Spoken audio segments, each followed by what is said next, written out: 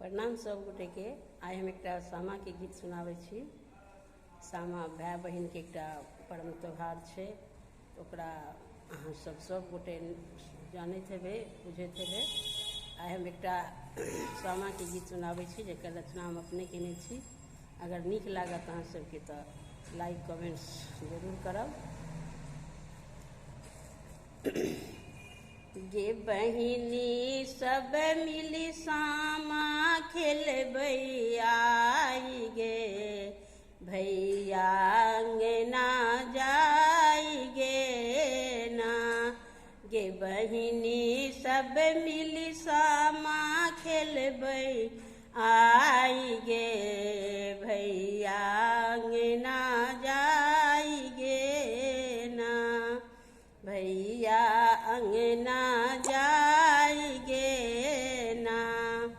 हमरो भैया बड़ शौकीन, देलखिन सब रंग डाला कीन। हमरो भैया बड़ शौकीन, देलखिन सब रंग डाला कीन। भौजी मोने मोने, भौजी मोने मोन गेलखिन ऋषियाई गे, भैया अंगना जाई गे ना। भौजी मोने मोन गेलखिन ऋषियाई गे, भैया अंगना जाई गे ना। गे बहिनी सब मिली सामा खेलबै आई गे, भैया अंगना जाई गे ना। हमरो भैया बड़ शौकीन, देलखिन सामा चकेबा कीन। हमरो भैया बड़ शौकीन, देलखिन सामा चकेबा कीन। भौजी भौजी मोने मोन गेलखिन ऋषियाई गे, भैया अंगना जाई गे ना।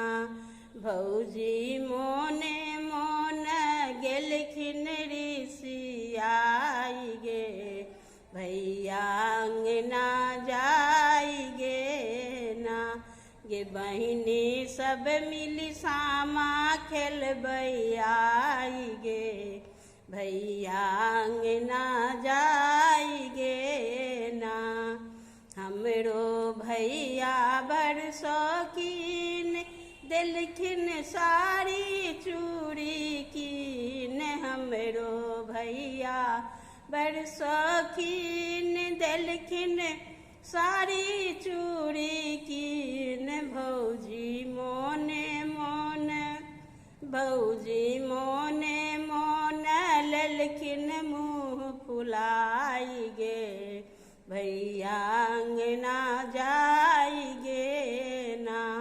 भौजी मोने मोन लेलखिन मुँह फुलाई गे, भैया अंगना जाई गे ना।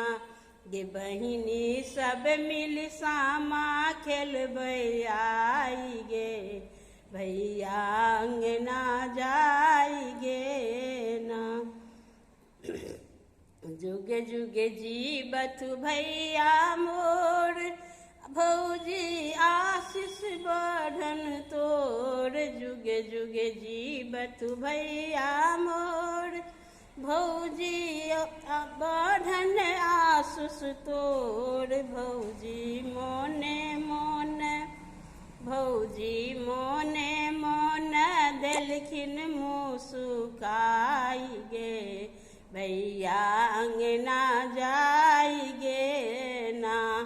भौजी मोने मोन देलखिन मुस्काई गे, भैया अंगना जाई गे ना। भैया अंगना जाई गे ना। ये बहिनी सब मिली सामा खेलबै आई गे, भैया अंगना जाई गे भैया अंगना जाइगे ना, भैया अंगना जाइगे ना। धन्यवाद सब गोटे के।